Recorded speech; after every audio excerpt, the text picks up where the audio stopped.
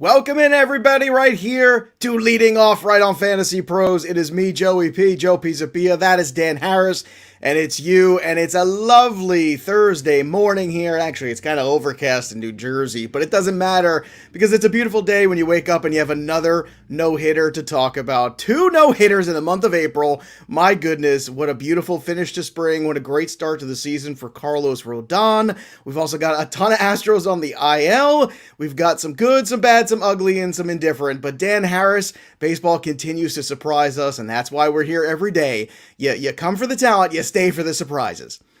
Rodón is fantastic. Just both because of watching the game, he was amazing, and so close to the perfect game, right? He just barely hit the guy on the foot, right? But you saw his reaction afterwards, man. A guy who has been through so much, shoulder issues, Tommy John, all that sort of stuff. How much it meant to him. Baseball is beautiful. I am so happy it is back. Let's roll. And, you know, people forget, Dan, that this was the most college-ready arm in that draft that year. I think he was taken second overall, if memory serves, by the White Sox. Second or third, I can't remember which. But he was so good in college, and he was can't miss. And then it just didn't work out, and injuries happened. And, 2020, he kind of said, this is it. This is my fork in the road for my entire career. And what an incredible addition to this White Sox team. And we talked about the futures of the White Sox and loving that over and loving them for the division on Betting Pros. And my goodness, we didn't even really talk about what Rodón could bring to that rotation, which is kind of like, yeah, and if Rodón is good, maybe that helps. Right now, he's like an ace, and Lance Lynn's pitching like an ace, and Giolito's pitching like an ace. This might be your last chance to kind of get in on this before the White Sox futures go through the roof. And Dan, also, I want to thank all the people who are listening and watching live here on YouTube. It's always fun to interact. And I want to just give a shout out to Raj yesterday, who had the greatest comment ever yesterday. I tweeted it because it was so hilarious. Raj said, Joe Pisapia is too much like my wife, Italian and way too chatty in the morning. To which I say, Raj, did you take out the trash? Did you take out the trash, Raj? And look, we don't like stereotypes here at all. But Dan, let's talk about the baseball. You want to talk about the baseball? Let's do this, okay? You ready? All right, let's go. So let's start with the good and the bad. And obviously last night, the good was the Atlanta stack. Acuna saved my Charlie Morton bacon, but Charlie Morton had the strikeouts. And he still got 30 points on FanDuel, so that lineup still cashed. So I'm still happy because, luckily, like I said, I was able to pair Acuna, Freeman, and Morton all together. That was good. Rodón No was good. What was bad was Zach Plesac. So we stayed away from that 4-outcome game of the White Sox, and most people did too, because Rodón was only, I think, 10% owned or somewhere like that too in all tournaments. Now, obviously, bad was also Houston. And you had to get out of Houston once you saw all the guys go on the IL and what was going on there. And Dan, this brings up a most important point, which is MLB DFS is getting more and more like NBA, which is if you're not going to be able to be there at 7 o'clock at lineup lock for things, then you need not play because you're taking a risk in the COVID era. Yep. So I had the little man's first Little League game yesterday, late afternoon, and I knew that I probably wasn't going to be able to check my phone, everything like that. So I took the slate off. I played the morning slate, but I took the evening slate off. I'm glad I did, of course. But yeah, that's the thing. If you are not going to be around to make sure that your players are in the lineup, it's just not worth doing it. So don't feel compelled to play every day, by the way, with DFS. Just don't. Make sure that you are able to monitor everything because you need to at this stage in the game. And that's 2 days in a row where Dan's home run call didn't even play. Mine did not hit either. We'll try again. It's getting brutal out there. Now, tell the truth, Dan. This is a safe place. I want you to be honest with everybody. Yep. You felt a little good inside when you saw Zach Plesac not make it out of the first inning. Come on. You know you did. Yeah, I did. I feel bad. And I have no ill will towards Zach Plesac whatsoever. But when you make a call and you are a pretty, out there call, you like to see it hopefully be backed up a little bit. So it was good from a fantasy analysis standpoint to watch him struggle a little bit. Makes me want to do Robert De Niro face. I'm just going, yeah, it's good. No. You have to say more. Don't say more. Yeah. No more. Don't say more than that. That's enough. Don't say more. All right. Let's talk about some history too. Yadier Molina was the first catcher with 2,000 games caught for one single team. That is incredible, especially in this day and age. And Corbin Burns, oh my goodness, my dark horse Cy Young. Oh my goodness, this is. I keep my fingers crossed on this wager. I know it's kind of a long shot, but we'll see if it comes in.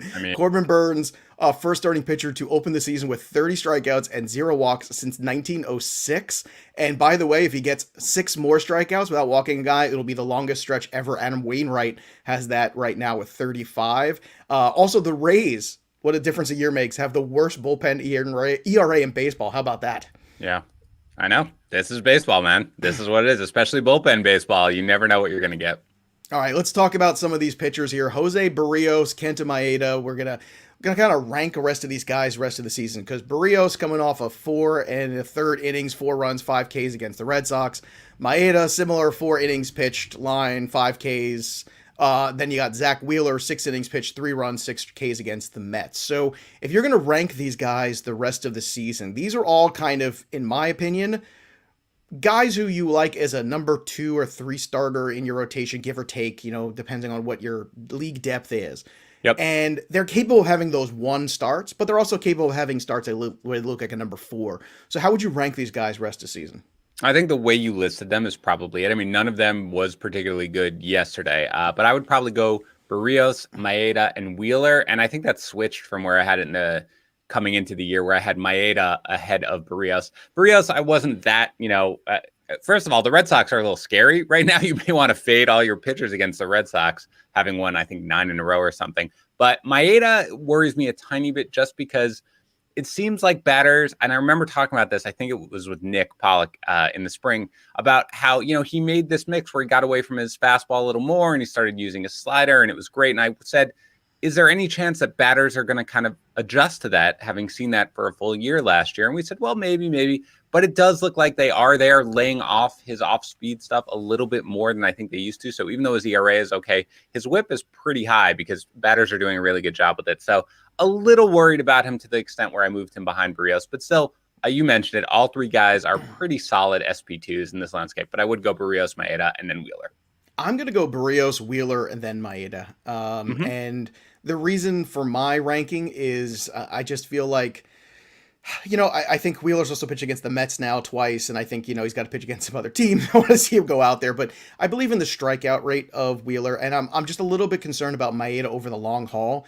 Last year we kind of got spoiled. It was the perfect storm for Maeda because he got moved from the Dodgers, and it was only a 60-game season. So it's the back half of the season that worries me with Maeda, whereas Barrios and Wheeler, I don't worry about the innings as much. So I think for me, it's more of a war of attrition. If they're all kind of similar to me, give me the guys that I think have a better shot at 180. And I think Maeda is probably more like I don't remember last time he's gone into that kind of range. Usually he's like a 150 even when he was a starter. So that's kind of how I feel about those pitchers, and that's my reason for the ranking.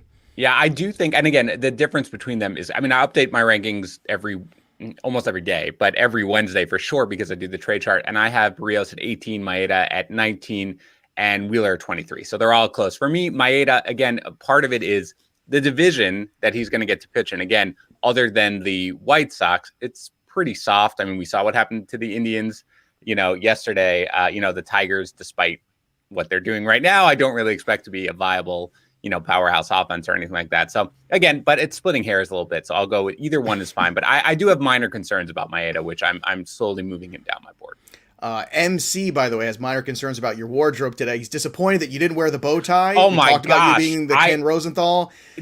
I will do it tomorrow. I actually completely forgot. I was up very late. My bad. You're absolutely right. I will do it tomorrow. Lots of things going on yesterday. I will do it tomorrow. You had duties with the son for Little League. These are things. Yes. Don't worry. And he says I need to carry the rest of the show. But how is that different than any other day? Also, a lot of conversation in the chat about what you do with Carlos Rodón right now, and I think that's worth discussing. And everybody's saying now you had one job, Dan Harris, one job. You're right. I'm the worst. I have failed. My apologies. But in truth now with Rodón, where we're leaving here is, he is great in the spring. Clearly what's going on is working. His value is never higher. Do you investigate the trade value? Because I think it's so hard to find good starting pitching. And I honestly, we all know that none of these kind of runs are sustainable. Like Yerman Mercedes hitting 500 right now is not sustainable. It's going to come down. Mm-hmm. Do you investigate what's out there? Because we know the injury history exists with Rodón. I think you kick the tires and you look this month. I think you look and see what's available and what kind of haul you can bring back. I'm not saying I'm rushing to trade him or I want to, but I think you put him out there and or at least field offers and see what's available, because if you could pick up a starter who you've known has a more of a track record, who's maybe struggling a little out of the gate, plus something else, I think that's worth investigating. Dan, what do you think? If you are not trying to see what you can get for a pitcher who has not yet allowed an earned run and is just coming off a no-hitter, then you are not doing fantasy baseball correctly. Okay, this is exactly what you do. Now, I'm not saying you have to run out there and trade him, but we talk about it with Buxton, who again is dealing, hopefully he's fine, but he's dealing with some minor hamstring tightness. Guys like this who are off to a great start performance-wise, but who you have injury concerns with, that's something where you might want to look. And there may be somebody who says, oh my God, I am totally buying into this. He was the 3rd overall pick. Can't wait to see what he's going to do. But Joe, let's talk about, actually, this is a good segue into it. Let's talk a little bit about who you would prefer. You're always asking me. Let me ask you who you would prefer, because there are 3 guys, and I have them ranked right around each other, who pitched very well yesterday. So I want to know who you prefer rest of the season. One is Rodón, who now is a 0 ERA and a 0.36 whip, and amazing. Our boy, Eduardo Rodriguez, looks healthy and very solid. 5 innings pitched, 1 run, 5 strikeouts against the Twins, off to a good start. Tyler Mahle, off to a really good start. Another guy we pretty much like. 5 innings pitched, 2 runs, only 1 earned, with 7 strikeouts against the Giants. So those 3 guys, forget about trying to trade. Just like, let's say they were all on the wire and you could only pick up one. Who would be? Well, I mean, they shouldn't be on the wire, but Rodón, no, of course not, would still be that guy, because the White Sox, I still believe in being the best team. So I think the most win equities there. I like the bullpen the most there. I trust what's going on there in terms of process, run support, defense, the bigger picture.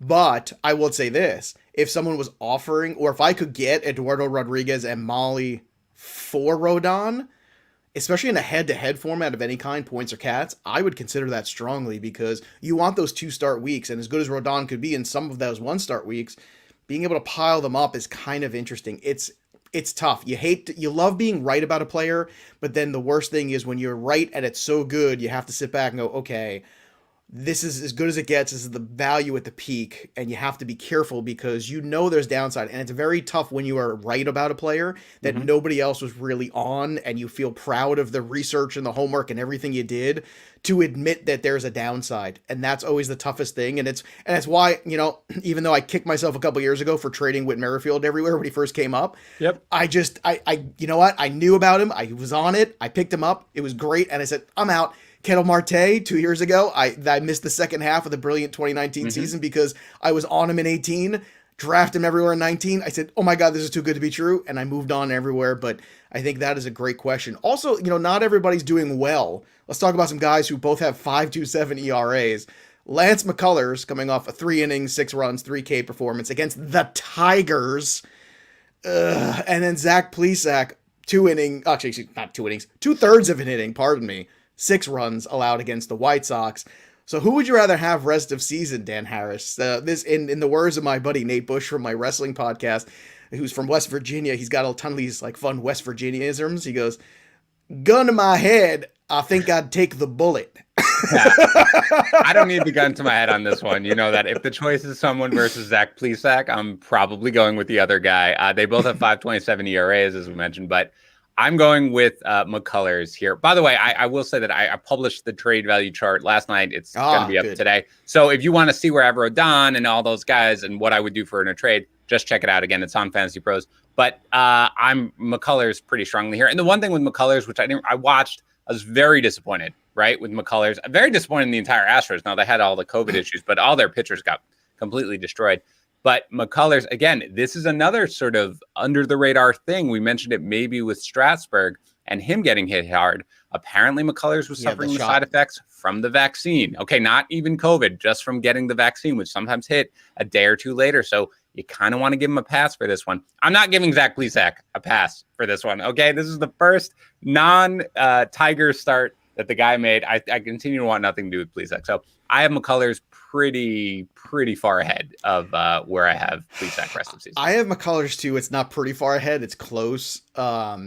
Look, McCullers, they made an investment in him. That's why I'm whenever a team makes an investment in a player long term, I always feel good about that. I was like, okay, if the team sees this and they recognize this guy's good. What's so troubling is that last year's home numbers were so good and he's getting shelled at home. That's where I'm and if you're getting shelled at home and you were terrible on the road last year, that doesn't make me feel warm and fuzzy. So they're very close for me, actually, where I'm at. All right, let's move on to another subject here. Some hitters who are not doing too well. Who would you rather have rest of the season? Victor Robles, who got dropped down the lineup. Oh, God, it only lasted 2 weeks.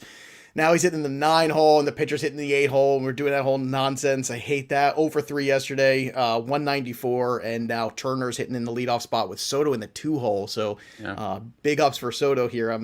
We'll talk about him later. And then you got Andrew Benintendi, 2 for 5 yesterday with a steal. He's got 3 stolen bases. Yep. Look, neither of these guys I think are going to lose their job, so I like both of them, but I'm still going to try to roll with the upside of Victor Robles. I'm just not ready. I think I'll say this. I think Benintendi's safer. That's the only thing I'm going to say. Yeah. He doesn't have the upside, but maybe the Benintendi floor is higher. So look at your roster and say, can I handle the bottoming out of Victor Robles? And if I can't, then a player like Benintendi is the better rest of season investment, and vice versa. If you have a really good floor team and you could use a little upside, Robles is the upside guy. That's how I kind of disseminate between them. How about you? Yeah, I still prefer Robles. I am very concerned, though, because it took him, his leash, obviously, at the top of the lineup. We'll see what today brings, but at the top of the lineup seems to have been a little short, and he's not looking so great now. And if he bats ninth, that's pretty rough. And Benintendi, again, the fact that he already has 3 steals is really encouraging. I feel like that everybody should still prefer Robles, but it is something where, in the end, I wouldn't be surprised if their numbers are kind of eerily similar at the end of the year. So still Robles, but Benintendi is kind of a nice cheap source of speed and might wind up being what we kind of hoped Robles would be in a 50-50 scenario. By the way, April getting a lot of weird drops going on. Mm-hmm. The overreacting drops are my favorite thing. Somebody tweeted at me yesterday, "Hey, Jose Abreu got dropped in my league." Oh, I saw. You see that? Like $1,000. I was like, all your fab. Spent $999. Like, what are you going to spend to do it? Yep. Max Fried, Matthew Swindle saying Max Fried been dropped in his league. How aggressive would you be trying to pick him up on waivers? This is a trickier one, but let's say you had a $100 budget. What would you spend on there? Would you spend like 12 or 13? Take a shot on him? That seems. I think I do more than that, actually. I mean, I don't know how serious, unless I've missed something. I don't think we know how serious the injury is supposed to be, how long it's supposed to keep him out. But Fried is a guy who, as much as I'm not that high on, all your pitching stinks. Like all the pitchers stink. I mean, they're good, but once you how do you really feel about the pitching? I'm very mad. Look, there are the guys like Rodón and Malley who I have ranked in the 40s at this point. So fine, you can go with it. But Fried has the upside, I mean, at least to be like a top 20-ish pitcher if everything goes right. So I'm more in the 20s, like for Fried, even though I don't like him. He's still a guy who I would try to add immediately if I had any roster space at all. All right. What about some of these guys if they get dropped? Because Corey Kluber. Yep. Obviously, still not looking like Corey Kluber. Johnny Cueto, who hurt his lat yesterday, and Michael Fulmer, who threw 5 innings but only had 2 strikeouts. Honestly, if any of these guys get dropped, I'm just letting them go. I'm not chasing any of these guys. How about you? Yeah, I mean, Cueto, if the lat strain is minor, as they say, he might be a guy you can roll with in 2 start weeks. I'm okay to drop Kluber for sure, though I'd probably try to pick up Kluber. Kluber hasn't pitched in 3 years, so I think we should try to give him a little bit of time to round into form, so I'd probably try to hold him. Fulmer is a guy, though, by the way, who nobody rosters him. I do want to make a little bit of a case for his velocity is up. He is relying more on a slider. He's a guy who I think you should put on your watch list. You don't even have to pick him up right now. But he was once upon a time a highly regarded prospect, as you and I both know. And so I think that I would sort of keep him on my radar, but I'm not rushing out to pick up any of these guys. If Conforto or Taillon dropped in your league, go pick them up too. I just saw some of those in the chat, some other names. Crazy. Conforto being dropped is just so dumb. Go look at the last couple of years of Conforto. If anything, he's pressing a little bit, early on. It'll be too fine. Early, man. Just too relax. early. Goodness. And trading Stanton for Trevor Bauer, I'm all for that, Fernando, by the way. Yeah, if you could do that. Wait, of course. Yes. Of course. Yes, not close. Not close. Do it. And Cameron just said that they dropped Clint Frazier for Nimmo, and I think good. Yeah, I think good because I think, once again, we're talking about floor ceiling. The weekly floor of Nimmo is going to be very solid. The floor of Frazier is going to be up and down. And the Yankees do have more options. The Mets, I think, are going to be tied to Nimmo for the most part. Mm-hmm. So I really don't see him, missing a lot of time. Now, Frazier's going to have some huge weeks, and you might kind of kick yourself once in a while. But overall, still good. Let's talk about the standouts from yesterday. Corbin Burns, 6 innings, 2 hits, no runs, 10 strikeouts. That's now 30 Ks 0 walks. For those of you who like math, that's a 30-0 K walk ratio. That's a lot. That's a lot. That's a lot. Stunning. And yes, he is one of the best pitchers in baseball. I can't wait to see what happens in the second half with him. What is this pitcher in August and September when he goes past that 125 mark? That's what you got to keep an eye on. If you're in redraft leagues, maybe around the All-Star break, once again, you kick the tires, see what's available. You might just have to ride it out and see, for better or worse. Probably that's the case. I just want to say that out loud, that August and September could be dicey for Burns. It's why I'm worried about my shares of him as Cy Young. I moved him into my top 10 rest of the season, Joe. Oh, he was in my top 10 2 weeks Was ago. he? No, yeah. He wasn't for me. I was waiting on it. Now I'm all there. Forget about it. Go buy high. Go. I got to move Rodón up today. That's what I got to do after the show's over. Aaron Judge and Bo Bichette both went yard twice. Verdugo 5 for 8 with a homer. Travis Shaw went 2 for 5 with a homer. Now it's 3 homers and slashing 297, 366, 568. Yeah. Shaw was a player. We said this. If you had Vaughn, we gave you Shaw last week. On Friday, we gave you, who was the other one? Moran. 2 corner guys you could pick up and kind of just wait and see if Vaughn can play. He played yesterday. And then Jake McGee notched his 6th save of the year. And you remember Mercedes is hitting 500 after a 3-hit day yesterday. I mean, I don't know when this Mercedes is going to crash, but I can tell you it's going to eventually. Let's fly through some of the injuries here. Alex Bregman, Yordan Alvarez, Altuve, all on the COVID IL. Dylan Cease and Alderson Simmons. Free goes to the IL with a hamstring. Merriweather to the IL with an oblique. Yep. Oh, this one's got to be so frustrating for the people playing the closer carousel. Like you dropped Romano, you picked up Merriweather. Now what do you do? I know. We talked about it yesterday. How we were like, oh no, hip irritation originally, but he does hit the IL. I don't know, man. Roll with Romano or avoid closers altogether and just close your eyes. Oh, just stop playing Roto where saves matter as much as wins. Please, we need to stop this. Come to the Points League. Come join us. We have snacks. It's great. Everything in its place, and a place for everything. Lorenzo Cain hits the IL with a quad injury. Bummer. And Buxton missed both of yesterday's games, as Dan mentioned earlier, with a little bit of a hamstring issue. This is Byron Buxton. We said if you're going to draft him, make sure you have some depth. That's what you have to have. Anything else takeaway-wise from you yesterday on the games? No, man. Once we got to Rodón, that was the big story. I'm ready for some DFS. Yes, and before we do that, I want to thank the sponsor of today's show, Manscaped. That's right. Head to manscaped.com and use the code LEADINGOFF, and you get 20% off with free shipping. They got the Lawnmower 3.0. The first 2 were good. First one's very good. Second one's better. The third one, this is it. You know, it's like in the Captain America movies when you get to Civil War, and Civil War is even, like, you just can't even believe how good it is. That's how good the Lawnmower 3.0 is. Advanced skin-safe technology. It's got the LED light. It's got 7,000 RPM motor with the quiet stroke technology.